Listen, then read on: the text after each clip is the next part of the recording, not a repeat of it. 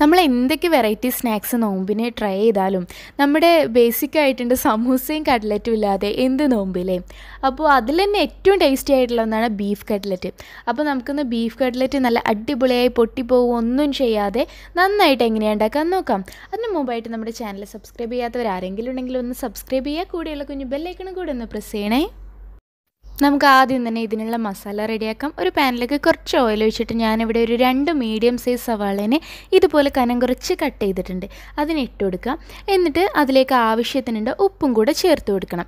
ഇനി നമുക്ക് ഇതിനെ ഒന്ന് വഴറ്റിയിട്ടെടുക്കണം. അതിനുശേഷം നമുക്കിതൊന്ന് ട്രാൻസ്പെറൻ്റ് ആയി വന്നതിന് ശേഷം നമുക്കിതിലേക്ക് ആവശ്യത്തിന് ജിഞ്ചർ ഗാർലിക് പേസ്റ്റ് ചേർത്ത് കൊടുക്കാം. ഞാനിപ്പോൾ ഇവിടെ ഒരു 2 ടീസ്പൂൺ ജിഞ്ചർ ഗാർലിക് പേസ്റ്റാണ് ചേർക്കുന്നത്. ഇനി ഇതിനെ നമുക്ക് നന്നായിട്ടൊന്ന് വഴറ്റിയിട്ടെടുക്കണം.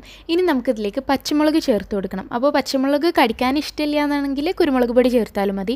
ഞാനിപ്പോൾ പച്ചമുളക് കേട്ടോ ചേർക്കുന്നത്. ഞാനൊരു 3 പച്ചമുളക് ചെറുതായിട്ട് കട്ട് ചെയ്തെടുത്താണിത്, അതും കൂടെ ചേർത്ത് കൊടുക്കുന്നുണ്ട്. ഇനി അതിനെ നന്നായിട്ടൊന്ന് മിക്സ് ചെയ്തിട്ട് നമുക്കിനി ഇതിലേക്ക് കുറച്ച് ഗരം മസാല ചേർത്ത് കൊടുക്കണം.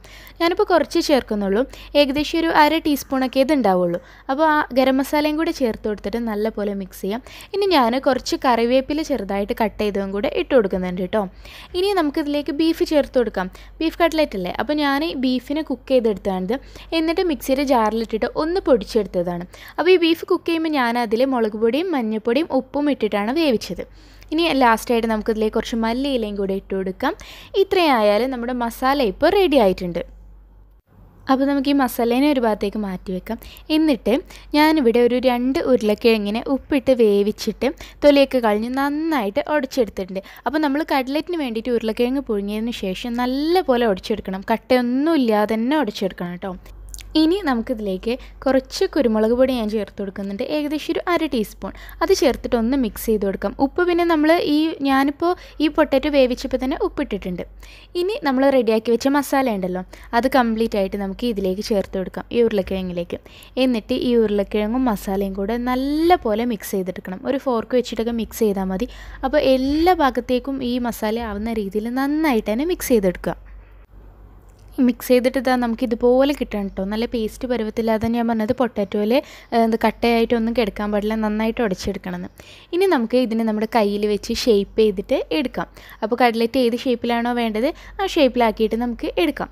അപ്പോൾ ഈ സമയം കൊണ്ട് നമുക്ക് നമ്മുടെ ഇന്നത്തെ ഗിവ് എവേയുടെ ക്വസ്റ്റ്യൻ എന്താണെന്ന് നോക്കാം. ഇത് ഇന്നത്തെ 2ാമത്തെ വീഡിയോ ആണ് കേട്ടോ. അപ്പോൾ ഇതിലും നമ്മുടെ ഗിവ് എവേയുടെ ക്വസ്റ്റ്യൻ ഉണ്ട്. നമ്മുടെ ചോദ്യം ഇതാണ്: നിങ്ങൾ ഏറ്റവും കൂടുതൽ പോകാൻ ആഗ്രഹിക്കുന്ന ഒരു സ്ഥലം. നമുക്കൊക്കെ പല സ്ഥലങ്ങളിൽ പോകണമെന്ന് ആഗ്രഹം ഉണ്ടാവില്ലേ, അങ്ങനെ നിങ്ങൾക്ക് ഏറ്റവും കൂടുതൽ പോകാൻ അല്ലെങ്കിൽ കാണാൻ ആഗ്രഹമുള്ള ഒരു സ്ഥലം ഏതാണെന്നാണ് ഇന്നത്തെ ക്വസ്റ്റ്യൻ. അപ്പോൾ പെട്ടെന്ന് തന്നെ കമൻറ്റ് ചെയ്തോളൂ കേട്ടോ. ഇപ്പോൾ ഞാൻ കട്ട്ലറ്റിനെ ഇങ്ങനെ ഷേപ്പാക്കി എടുത്തിട്ടുണ്ട്. ഇനി നമുക്ക് എല്ലാ കട്ട്ലറ്റിനെയും ഇതേപോലെ ആക്കിയിട്ട് എടുക്കാം. എല്ലാം ഇവിടെ റെഡി ആയിട്ടുണ്ട്. ഇനി നമുക്ക് പെട്ടെന്ന് തന്നെ ഇതിനെ കുറച്ച് മുട്ടയിൽ മുക്കിയിട്ട് എടുക്കണം. അപ്പോൾ അതിന് മുമ്പായിട്ട് ഞാനിപ്പോൾ 2 മുട്ട പൊട്ടിച്ച് വെച്ചിട്ടുണ്ട്. ഈ മുട്ടയിലേക്ക് നമുക്ക് കുറച്ച് കുരുമുളക് പൊടിയും ഉപ്പും കൂടെ ചേർത്ത് കൊടുക്കണം. അതൊന്ന് ചേർത്തിട്ട് നന്നായിട്ട് മിക്സ് ചെയ്ത ശേഷം വേണം നമ്മൾ ഈ മുട്ട ഈ കട്ട്ലറ്റിന് വേണ്ടിയിട്ട് യൂസ് ചെയ്യാൻ കേട്ടോ. അപ്പോൾ നമ്മൾ മുട്ടയ്ക്ക് നന്നായിട്ട് തന്നെ ബീറ്റ് ചെയ്തെടുത്തിട്ടുണ്ട്. ഇനി നമുക്ക് കട്ട്ലറ്റ് പെട്ടെന്ന് തന്നെ ഇതിൽ കോട്ട് ചെയ്തിട്ട് എടുക്കാം. അപ്പോൾ ഞാൻ ആദ്യം ഒരു കട്ട്ലറ്റ് എടുത്തിട്ട് നന്നായിട്ട് മുട്ടയിൽ ഡിപ്പ് ചെയ്യാണ്. ഇനി നമുക്ക് ബ്രെഡ് ക്രംസിൽ നല്ല പോലെ ഇതിനെ കോട്ട് ചെയ്തിട്ട് എടുക്കണം. ഇപ്പോൾ നമ്മൾ എല്ലാ കട്ട്ലറ്റിനും ഇതേപോലെ റെഡിയാക്കി എടുത്തിട്ടുണ്ട്. ഇനി നമുക്ക് നല്ല ചൂടുള്ള എണ്ണയിലിട്ടിട്ട് ഫ്രൈ ചെയ്തെടുക്കാം. അപ്പോൾ കട്ട്ലറ്റ് ഫ്രൈ ചെയ്യുമ്പോൾ നമ്മൾ ഒരുപാട് തീ കുറച്ച് വെക്കണ്ട, കാരണം ഇതിൻ്റെ ഉള്ളൊന്നും വേവാനില്ലല്ലോ. അപ്പോൾ പെട്ടെന്ന് തന്നെ നമുക്ക് ഇതുപോലെ ഫ്രൈ ചെയ്തിട്ടെടുക്കാം. 2 സൈഡും നല്ല ഗോൾഡൻ ബ്രൗൺ കളറായാൽ ഇതേപോലെ എടുക്കാം. ഇത്രയേ ഉള്ളൂ. അപ്പോൾ എല്ലാവരും അഭിപ്രായങ്ങൾ അറിയിക്കുക. ഇൻഷാ അല്ലാഹ് മറ്റൊരു നല്ല വീഡിയോയിലൂടെ നമുക്ക് നാളെ കാണാം.